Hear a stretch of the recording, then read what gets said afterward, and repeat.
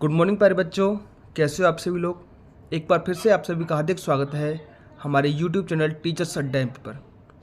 तो प्यारे बच्चों, इंग्लिश की जो मैंने सीरीज शुरू की है क्लास 4th to 8th कक्षा 4 से लेकर के कक्षा 8 तक की पूरी ग्रामर मैं आपको इस सीरीज में कराने वाला हूँ। ठीक है, ये हमारा है लेक्चर नंबर 7 और आज है 6 मई 2024। तो एक बेसिक जानना बहुत ज़रूरी होता है प्यारे बच्चों सभी के लिए।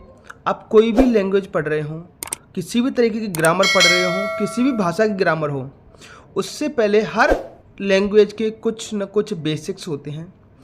तो बस यही बेसिक मैं आपको पढ़ा करके मेन टॉपिक पर आऊँगा, क्योंकि ये बेसिक वो चीज़ है जो आगे आने वाले टॉपिकों में आपकी बहुत ज़्यादा मदद करते हैं, आगे आने वाले टॉपिकों को बहुत ईजी बना देते हैं। तो इसलिए मेरी ये जो बेसिक क्लास है इसको बिल्कुल भी स्किप ना करें और एक एक चीज़ को बारीकी से समझें। कुछ और नए छात्र जुड़े हैं हमसे, उनके मैसेज मेरे पास आ रहे हैं। उनको मैं बता दूं कि जो लोग MP टेट की तैयारी कर रहे हैं, है ना, शिक्षक भर्ती परीक्षा जो अगस्त में होने वाली है, उनके लिए भी ये बहुत ही ज़्यादा इम्पोर्टेंट क्लास होने वाली है। आप ये ना समझें ये कक्षा 4 से 8वीं तक का ग्रामर है। ये न केवल कक्षा 4 से 8वीं तक का ग्रामर है, बल्कि आपके जो कॉम्पिटिटिव एग्जाम्स हैं, है ना, उसमें भी ये बहुत फ़ायदेमंद होने वाला है। तो चलिए बिना स्किप किए इस वीडियो को पूरा आपको देखना है। जो हमारे चैनल पर नए हैं वो इस चैनल को एक बार सब्सक्राइब जरूर कर दें। चलिए फिर आगे बढ़ते हैं। राधे राधे, जय श्री कृष्णा के साथ में आज की क्लास में हम जानेंगे कुछ बेसिक्स सब्जेक्ट और ऑब्जेक्ट के बारे में। ठीक है, यहाँ से कई प्रकार के क्वेश्चन बनते हैं। कुछ टॉपिक ऐसे भी हैं जो यहाँ से सीधे सीधे आपको मदद करेंगे आगे के आने वाले टॉपिकों में। चलिए तो आगे बढ़ने से पहले कुछ चीज़ें मैं आपको समझाती हुई चलता हूँ। हो सकता है आपको ये आती हो, नहीं आती तो यहाँ से आप सीख लेंगे। ये टेट एग्जाम में निश्चित ही आपसे पूछी जाती हैं। जैसे देयर आर 26 लेटर्स। आप सभी जानते हो कि जो इंग्लिश लैंग्वेज है उसमें कुल टोटल 26 लेटर्स होते हैं। अल्फ़ाबेट भी कहते हैं इनको। अल्फ़ाबेट की स्पेलिंग आपसे पूछी गई है, अल्फ़ाबेट, राइट। MP टेट की परीक्षा में और कुछ कॉम्पिटिटिव एग्जाम्स में अल्फ़ाबेट की स्पेलिंग आपसे पूछी गई है, तो ये आप अच्छे से याद रख लेंगे। There are 5 vowels. वॉवेल्स का मतलब होता है प्यारे बच्चों, वॉवेल्स होता है स्वर। ठीक है, वॉवेल्स का मतलब होता है स्वर। जैसे हिंदी में आपके स्वर होते हैं अ, आ, ई, ये वाले, है ना। इसी तरीके से इंग्लिश लैंग्वेज में भी आपके वॉवेल्स होते हैं, लेकिन इंग्लिश लैंग्वेज में केवल 5 वॉवेल्स होते हैं। तो 26 में से आपने 5 वॉवेल्स कम कर दिए, है ना, तो रिमेनिंग 21 जो लेटर्स बचते हैं, जो 21 लेटर्स बचते हैं, वो आपके होते हैं कॉन्सोनेंट्स। ठीक है प्यारे बच्चों, इस पर मैं ज़्यादा फोकस नहीं करूँगा, यहाँ से डायरेक्ट क्वेश्चन आता है। ठीक है, एक क्वेश्चन और बनता है आपके कॉम्पिटिटिव एग्जाम्स में। दीज 26 लेटर्स, ये जो आपको 26 लेटर दिखाई दे रहे हैं, दीज 26 लेटर्स हैव 44 साउंड्स। ये वेरी वेरी इंपॉर्टेंट क्वेश्चन है, इसको आप मार्क कर लीजिए। वेरी वेरी इंपॉर्टेंट क्वेश्चन है। ये जो 26 लेटर्स हैं उसके 44 साउंड होते हैं, राइट। 44 में से जो 20 साउंड्स हैं वो वॉवेल्स के होते हैं। आपके टोटल साउंड कितने हैं? 44। इसमें वॉवेल के हो गए 20 साउंड हो गए, तो रिमेनिंग 24 साउंड हो गए आपके कॉन्सोनेंट के। याद रहेगा प्यारे बच्चों, 44 sounds. Now question arises that, अब आपका बेटा क्वेश्चन ये बनता है कि ये जो 44 साउंड हैं, लेटर्स तो हमारे पास 26 हैं, ऐसा क्यों है कि 26 लेटर्स हैं और साउंड 44 आ रहे हैं? तो इसका एक एग्जांपल मैं आपको देता हूँ। जैसे आपकी स्क्रीन पर एक शब्द दिख रहा है आपको, कैट, राइट। आप इसको क्या बोलते हो? कैट। और एक स्पेलिंग लिखता हूँ CASE, एक लिखता हूँ CIRCUS, राइट। 3 शब्द हैं आपकी स्क्रीन पर। ये पहला अक्षर इसमें भी C है, और इसमें भी पहला अक्षर C है, और इसमें भी पहला अक्षर आपका C है। लेकिन इसको मैं प्रोनाउंस करता हूँ सर्कस, तो मेरा साउंड आता है स। क्या साउंड आता है? स। और इसको प्रोनाउंस करता हूँ मैं कैट, इसको क्या बोलता हूँ? कैट। तो यहाँ पर क साउंड आ रहा है और यहाँ पर स साउंड आ रहा है। तो आप देख सकते हो प्यारे बच्चों, सी जो एक लेटर है, जो एक आपका कॉन्सोनेंट है, इसके 2 साउंड आपको यहीं पर मिल गए। तो एक अक्षर से जरूरी नहीं है एक ही साउंड हो, अलग अलग जगह पर अलग अलग साउंड एक अक्षर के आते हैं। इसीलिए 26 लेटर से टोटल 44 साउंड हम इंग्लिश में प्रोड्यूस करते हैं। ठीक है, इसकी कई एग्जाम्पल आपको मिलेंगे।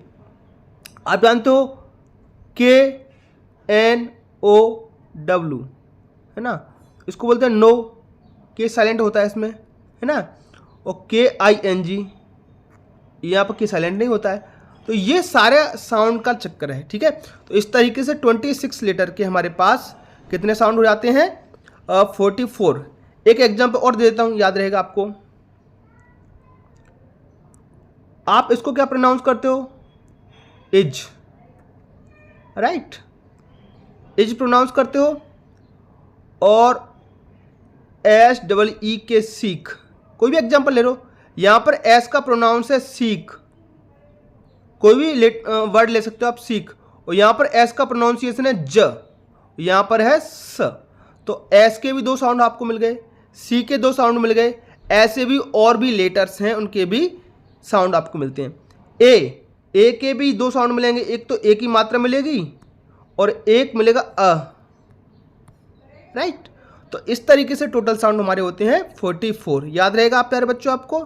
चलिए अब बात करते हैं बेटा कैपिटल लेटर्स के बारे में। आप जानते हो वाक्य की स्टार्टिंग में ये लेटर्स हैं आपके कैपिटल, राइट, ABCDEF। इस पे ज़्यादा फोकस नहीं करेंगे हम। ये हैं आपके स्मॉल लेटर्स ABCDEFG, है ना। तो वाक्य की जब शुरुआत होती है, a sentence starts with a capital letter, ये आपको याद रखना चाहिए। प्रोनाउंसिएशन और पंक्चुएशन, है ना, ये क्लास 4th से लेकर 8th की जो एनुअल एग्जाम होते हैं, जो ईयरली एग्जाम होते हैं, हाफ ईयरली एग्जाम होते हैं, वहाँ पर यहाँ से क्वेश्चन पूछा जाता है, राइट। तो उस सेंटेंस की शुरुआत आपकी हमेशा कैपिटल लेटर्स से होती है। कोई भी सेंटेंस उसका पहला अक्षर क्या होगा, कैपिटल। दूसरा प्रॉपर नाउन, प्रॉपर नाउन की भी शुरुआत कैपिटल लेटर से होती है। याद रहेगा प्यारे बच्चों आपको। प्रॉपर नाउन मतलब किसी का नाम हो, जैसे मेरा नाम है दीपक, तो दीपक कहीं भी शब्द आएगा तो उसका पहला अक्षर कैसा बनेगा, capital. He lives in Delhi, वह दिल्ली में रहता है, तो he lives in Delhi, lives in. अब दिल्ली जो लिखेंगे डी कैपिटल आएगा, क्योंकि डी क्या है प्यारे बच्चों आपका, प्रॉपर नाउन है, राइट। तो प्रॉपर नाउन मतलब किसी का नाम, व्यक्तिगत चीज कोई आएगी तो वहां पर पहला अक्षर कैपिटल होगा, राइट। एक और कंडीशन देखते हैं। एक और कंडीशन ये है कि आई जो सेल्फ खुद के लिए हम प्रयोग करेंगे, आई, जैसे आई लिव इन मोरेना, मैं मोरेना में रहता हूँ। आई लिव्स इन इंदौर, तो इंदौर में आई कैपिटल आएगा। और आई जो वाक्य की शुरुआत में आ रहा है, आई खुद के लिए, वो आई हमेशा कैपिटल लेटर में रहता है, ठीक है। अगला बात करते हैं एक्रोनिम्स। एक्रोनिम्स मतलब शॉर्ट फॉर्म जो लिखते हैं, जैसे मध्य प्रदेश को हम क्या लिखते हैं, MP, मध्य प्रदेश, राइट।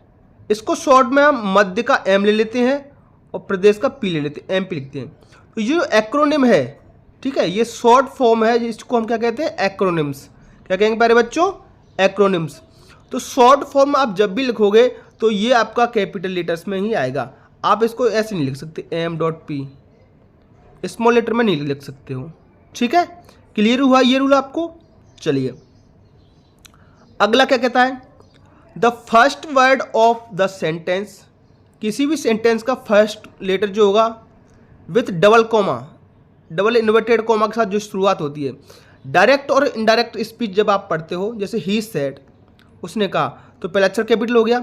फिर डबल इन्वर्टेड कॉमा ये आ रहा है, यहाँ के बाद जो पहला लेटर आएगा वो कैसा रहेगा, कैपिटल रहेगा।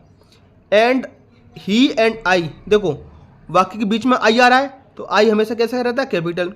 वेंट टू दिल्ली, इसमें सारे के सारे रूल्स लग रहे हैं, ये ऊपर से लेकर नीचे तक आपने जो पढ़े हैं वो सारे के सारे रूल्स इसमें प्यारे बच्चों आ गए हैं।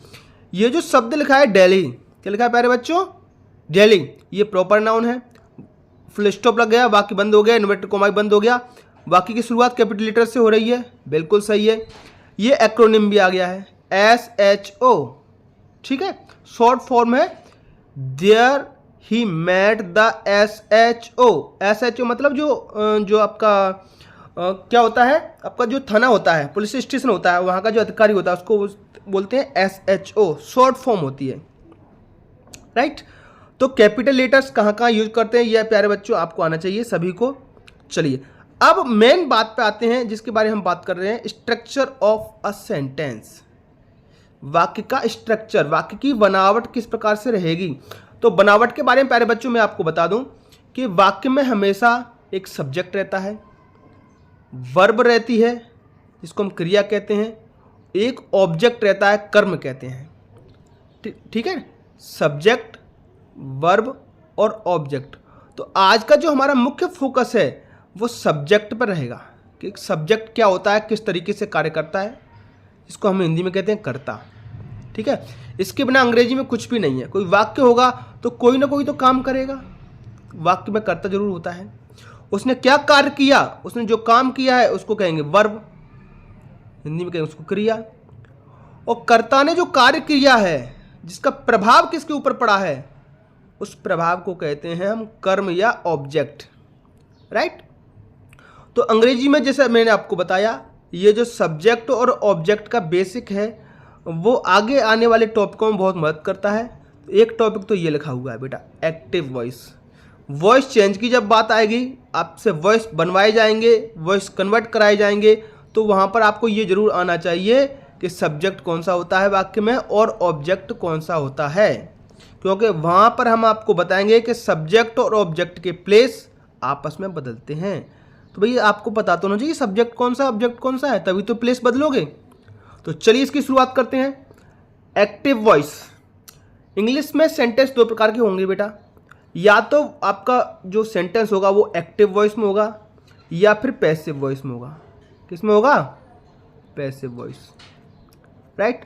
दो प्रकार के ही सेंटेंस मिलेंगे आपको पूरी की पूरी अंग्रेजी में, है ना। ये जो मैं आपको पढ़ा रहा हूँ वो एक बुक से लिए गए हैं, बहुत ही फेमस बुक है, इसको आप भी पढ़ सकते हो, है ना। वीडियो के एंड में मैं आपको बता दूंगा कौन सी बुक्स मैंने लिया है, तो डिटेल में आप उसमें भी ये सब पढ़ सकते हो। तो बात करते हैं बेटा सब्जेक्ट के बारे में। तो इसको हम डूअर कहते हैं, सब्जेक्ट को कहते हैं डूअर। डूअर मतलब करने वाला, डू माने होता करना, तो सब्जेक्ट को हम डूअर भी कहते हैं, कोई भी कार्य करने वाला। वाक्य कैसा भी हो उसमें हम ये देखेंगे वाक्य में काम कौन कर रहा है, जो काम कर रहा है उसको हम कहेंगे कर्ता या सब्जेक्ट। जैसे सेंटेंस नंबर फर्स्ट देखिए जरा, बॉयज प्ले फुटबॉल, ठीक है। तो यहाँ पर सब्जेक्ट और ऑब्जेक्ट दोनों बता के चलूंगा, साथ साथ में मैं आपको वर्ब के बारे में भी बताऊंगा। बॉयज प्ले फुटबॉल, इसका हिंदी अर्थ होता है लड़के फुटबॉल खेलते हैं। भैया काम कौन सा हो रहा है, खेलने का, जो कार्य हो रहा है वो मेरी कहलाएगी क्रिया, इसको एक्शन वर्ब भी हम कहेंगे, ठीक है। तो खेलने का काम कौन कर रहा है बताओ जरा, इस वाक्य में बॉयज कर रहे हैं, तो मेरा सब्जेक्ट क्या हो गया, बॉयज, राइट। सेकेंड सेंटेंस की तरफ बढ़ते हैं, स्टूडेंट्स रीड, भाई पढ़ने का काम हो रहा है ये तो मुझे पता चल रहा है, बुक्स। पढ़ने का काम कौन कर रहा है, स्टूडेंट्स कर रहे हैं, तो अगेन स्टूडेंट्स मेरे क्या हो गए, सब्जेक्ट हो गए। इसी तरीके से गर्ल्स टेल स्टोरीज, लड़कियां कहानियां सुनाती हैं, तो टेल माने कहना या सुनाना, लेकिन कौन सुना रहा है, सुनाने का कार्य कौन कर रहा है, गर्ल्स, तो गर्ल्स मेरा सब्जेक्ट हो गया। फोर्थ, आई लव हिम, मैं उसे पसंद करता हूं, तो लव माने पसंद करना या प्यार करना, तो ये काम कौन कर रहा है, आई सब्जेक्ट हो गया। तो इसी तरीके से वाक्य में जो कोई भी व्यक्ति कार्य करता है वो आपका सब्जेक्ट कहलाता है, और जो कार्य किया गया है वो आपका वर्ब। जैसे यहाँ खेलने का कार्य किया गया था, इसमें पढ़ने का कार्य किया गया था, इसमें सुनाने का कार्य किया गया था, तो जो कार्य किया जाता है वो क्या कहलाता है आपका, वो आपका एक्शन वर्ब कहलाता है, ठीक है। अब बात करते हैं ऑब्जेक्ट के बारे में, ठीक है। खेले, बॉयज खेले, लड़के खेले। क्या खेले? जो मुझे क्या और किसको दो प्रश्नों का जवाब देगा वो मेरा ऑब्जेक्ट कहलाएगा। अच्छे से याद रखिए, क्या और किसके। बॉयज खेले, क्या खेले? फुटबॉल, तो फुटबॉल मेरा ऑब्जेक्ट हो गया। स्टूडेंट्स पढ़ते हैं, क्या पढ़ते हैं? बुक्स। गर्ल्स, गर्ल्स ने सुनाई, क्या सुनाई? कहानियां। आई लव, मैं प्यार करता हूं, किसको? उसको, तो हिम मेरा कर्म हो गया। ठीक है, तो जो मुझे क्या और किसको का जवाब देगा वो मेरा क्या कहलाएगा? ऑब्जेक्ट कहलाएगा। तो प्यारे बच्चों, इतने में आपको कोई दिक्कत? ठीक है, ये पीडीएफ आपको हमारे टेलीग्राम चैनल टीचर्स अड्डा एमपी पर मिल जाएगी। ठीक है, हो सकेगा तो मैं वीडियो के एंड में इसकी भी लिंक भी आपको जोड़ दूंगा, नहीं तो आप वहां से डाउनलोड कर सकते हो। ठीक है, टेलीग्राम से। उम्मीद करता हूं प्यारे बच्चों आपको सब्जेक्ट और ऑब्जेक्ट समझ में आया होगा। अगर इसी को हम पैसिव वॉइस के फॉर्म में देखें तो पैसिव वॉइस में क्या होगा? आपका सब्जेक्ट आपको एंड में मिलेगा। ठीक है, पैसिव वॉइस में क्या होता है? ऑब्जेक्ट के ऊपर कार्य किया जाता है। जैसे द बुक वाज रिटन, किताब लिखी गई है। The book was written by me, मेरे द्वारा। ठीक है, तो सब्जेक्ट आपको यहां लास्ट में मिलेगा। ठीक है, क्योंकि पैसिव वॉइस में हम सब्जेक्ट को लास्ट में ऐड करते हैं। हम इसमें जो ऑब्जेक्ट है उसको मुख्य बनाते हैं। दूसरा वाक्य देखो जरा, स्टूडेंट्स वर टॉट, स्टूडेंट को सिखाया गया। ठीक है, बाय हिम, किसके द्वारा? तो काम करने वाला तो हिम है, तो मेरा सब्जेक्ट हो गया। The case is being investigated by the CBI, तो case is being investigated, case की जांच की जा रही है। ठीक है, किसके द्वारा? सीबीआई के द्वारा। तो कार्य करने वाला कौन है? सीबीआई। इसमें वह, इसमें मी मान मैं। I was scolded bye my mother, मुझे डांटा गया। ठीक है, आई ने कोई कार्य नहीं किया है, इसको डांटा गया है। किसके द्वारा? मदर के द्वारा। तो काम करने वाली कौन है? मदर। तो मदर इसमें क्या हो गया? सब्जेक्ट हो गया। तो पैसिव वॉइस में भी आप ये सब्जेक्ट को इस तरीके से पहचान सकते हो। ठीक है प्यारे बच्चों, चलिए अब थोड़ा सा जानकारी बेटा हम पार्ट्स ऑफ स्पीच के बारे में ले लेते हैं। तो आगे एक इंट्रोडक्शन रहेगा बस इसका, पार्ट्स ऑफ स्पीच का। आगे की क्लासेज में मैं आपको नाउन के बारे में एक क्लास लूँगा, प्रोनाउन के बारे में बेसिक क्लास लेते हुए आगे बढ़ेंगे। ठीक है, डिटेल में भी जाएंगे, जितनी हमें जरूरत होगी उतनी डिटेल में हम जाएंगे। तो बता दूं मैं आपको, पार्ट्स ऑफ स्पीच आपकी स्क्रीन पर दिख रहे हैं आपको। नाउन, पहला पार्ट ऑफ स्पीच होता है नाउन। ठीक है, तो नाउन हमेशा या तो सब्जेक्ट बनेगा या ऑब्जेक्ट बनेगा। आप इतने सारे वाक्य मैंने आपको बताए, तो आप अच्छे से देख लो। यहाँ पर आपको जो दिख रहा है नाउन, वो हमेशा सब्जेक्ट या ऑब्जेक्ट के रूप में रहता है। नाउन क्या होता है बेटा? डेफिनेशन मैं आपको अच्छे से बता दूंगा, लेकिन एक शब्द में अगर कहूँ नाउन के बारे में, तो noun is a naming word. क्या है ये? नेमिंग वर्ड है। कोई भी नाम आप देखते हो, कोई जो मेरे हाथ में ये क्या है? ये पेन है। ठीक है, इसको क्या कहते हैं? इसको क्या नाम दिया है मैंने? पेन। तो पेन मेरा नाउन हो गया। जिस पर आप ये वीडियो देख रहे हो उसको नाम क्या दिया गया? मोबाइल। तो मोबाइल क्या हो गया? नाउन हो गया। ये मेरी, इसको क्या बोलते हैं? इसको ये जो यहाँ से मैं सांस लेता हूँ, जिस ऑर्गन से मैं सांस लेता हूँ वो क्या है? इसको क्या बोलते हो आप? नोज। तो नोज भी क्या हो गया? नाउन। आप जिस भी चीज को जो भी नाम देते हो वो क्या होता है? नाउन होता है। ये मेरी क्या है? ये कौन सा ऑर्गन है? जरा बताओ जरा। इसको बोलते हैं आई। क्या बोलते हैं इसको? आई। तो आई भी क्या हो गया? ये भी नाउन हो गया। आप जिस किसी भी वस्तु को जिस किसी भी नाम से जानते हो वो नाउन होता है। ये बता दो ये क्या है? ये जो मैं पहने हुए हूं इसको क्या बोलते हैं? T shirt. क्या बोलते हैं इसको? T shirt. तो इसको टी शर्ट हम कह रहे हैं, तो ये भी क्या हो गया? एक प्रकार का नाउन हो गया मेरे बच्चों। ठीक है, चलिए अब समझते हैं प्रोनाउन के बारे में। प्रोनाउन ये भी सब्जेक्ट या ऑब्जेक्ट बन जाता है। तो नाउन और प्रोनाउन ये ही सब्जेक्ट और ऑब्जेक्ट बनते हैं। प्रोनाउन के बारे में कहा गया है रिप्लेस नाउन, मतलब नाउन को रिप्लेस करता है। It comes in place of noun. ठीक है, ये नाउन की जगह पर आता है। इसके बारे में एक सेंटेंस लिख दूं, जैसे Ram is a good boy, Ram is a good boy. बहुत सिंपल सा सेंटेंस है, फुल स्टॉप लगा दिया। फिर मैंने लिखा राम रीड्स बुक, राम किताब पढ़ता है। फिर मैंने लिखा राम प्ले क्रिकेट। 3 सेंटेंस मैंने आपकी स्क्रीन पर लिख दिए। Ram is a good boy, Ram reads book, Ram pledge cricket. अब मैं बार बार राम लिख रहा हूं। अगर मैं एक बार राम लिखने के बाद इस राम की जगह लिख दूं ही, इस राम की जगह भी लिख दूं ही, क्या शब्द यूज किया मैंने? राम की जगह, मतलब रिप्लेस नाउन। नाउन राम क्या था? मेरा नाउन था, उसकी जगह लिख दिया मैंने ही। तो ये जो ही यूज किया है मैंने, ये ही होता है प्यारे बच्चों प्रोनाउन। क्योंकि राम क्या था? मेरा नाउन था। तो रिप्लेस नाउन मतलब जो नाउन की जगह प्रयोग होता है वो क्या कहलाएगा? मेरा प्रोनाउन। तो Ram is a good boy, he reads book, he plays cricket. वह किताब पढ़ता है, वह क्रिकेट खेलता है। तो इस तरीके से मैं नाउन की जगह कोई भी शब्द लगाऊंगा वो मेरा क्या कहलाएगा प्यारे बच्चों? प्रोनाउन कहलाएगा। क्या कहलाएगा? प्रोनाउन। अगर राम की जगह यहाँ सीता होती तो मैं ही की जगह क्या लगाता प्यारे बच्चों? सी। तो ही और सी ये दोनों के दोनों मेरे क्या है बेटा? प्रोनाउन है। अगर राम की जगह कोई वस्तु होती, कोई ऑब्जेक्ट होता, तो मैं इट लगाता बेटा। क्या लगाता? इट। उसकी जगह क्या लगाता? इट। कोई जानवर होता, कोई लैंग्वेज वगैरह होती तो वहाँ इट लगाता मैं। ठीक है।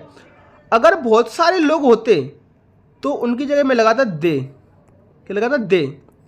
तो ही, सी, इट, दे, वी, ये सारे के सारे क्या हैं प्यारे बच्चों? ये सारे के सारे प्रोनाउन हैं। अगला है बेटा मेरा वर्ब। अगला पार्ट्स ऑफ स्पीच है वर्ब। अब वर्ब क्या होती है प्यारे बच्चों? कोई भी एक्शन या कोई भी कार्य जो आप करते हो, ठीक है, वो आपका कार्य ही वर्ब कहलाता है। वो आपका कार्य क्या कहलाता है? वर्ब कहलाता है। जैसे मैं अंग्रेजी पढ़ा रहा हूं, मैं कौन सा कार्य कर रहा हूं बेटा? पढ़ाने का। तो रीड, READ, रीड। अभी मैं बोल रहा हूं, आई एम स्पीकिंग। तो स्पीक आपका क्या हो जाएगा प्यारे बच्चों? वर्ब हो जाएगा। ठीक है प्यारे बच्चों, चलिए बात करते हैं बेटा एडजेक्टिव के बारे में। किसके बारे में बात करते हैं? एडजेक्टिव के बारे में। ठीक है। तो प्यारे बच्चों आई थिंक मेरा मानना ये है, ये इंट्रोडक्शन आप याद रखना बेटा इनका, कि ये 9 मेरे पार्ट्स ऑफ स्पीच हैं। तो वर्ब तक मैंने आपको समझा दिया। इससे मैं आगे की क्लास में आपको एडजेक्टिव, कंजंक्शन, आर्टिकल इनके बारे में समझाऊंगा। ठीक है। और एक 2 लेक्चर सभी के होने वाले हैं, नाउन के होने वाले हैं। ठीक है। 2-3 लेक्चर में मैं आपके 9 के 9 पार्ट्स ऑफ स्पीच फिनिश कर दूंगा। उसके बाद हम मेन टॉपिक पे आगे बढ़ेंगे। ठीक है। इतनी जो चीज़ें मैंने आपको समझाई हैं वो आपके आगे आने वाले टॉपिकों में आपकी बहुत ज़्यादा मदद करेंगी और आगे के टॉपिकों को बहुत आसान बनाएंगी। ठीक है। तो उम्मीद करता हूँ प्यारे बच्चों आपको ये वीडियो हमारा पसंद आया होगा। इसी तरीके से प्यारे बच्चों हमें अपना प्यार देते रहिए और हमारे वीडियोज़ को आप देखते रहिए।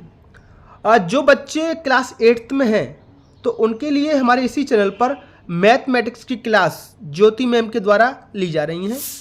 तो अब तक कुल 35 लेक्चर्स हो चुके हैं और बहुत ही इजी वे में आपको मैथमेटिक्स पढ़ाया जा रहा है। CBSE या NCERT बोर्ड का है ना, और हिंदी इंग्लिश मीडियम दोनों के लिए रहेगा ये बैच। तो आप वहाँ जाकर के ये वीडियो भी हमारे देख सकते हो और ज़रूरतमंद लोगों के साथ में, अपने दोस्तों के साथ में इसको शेयर कर सकते हो।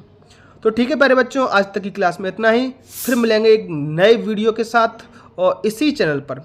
जाने से पहले हमारे इस चैनल को सब्सक्राइब करें, लाइक करें। Thank you. Have a nice day.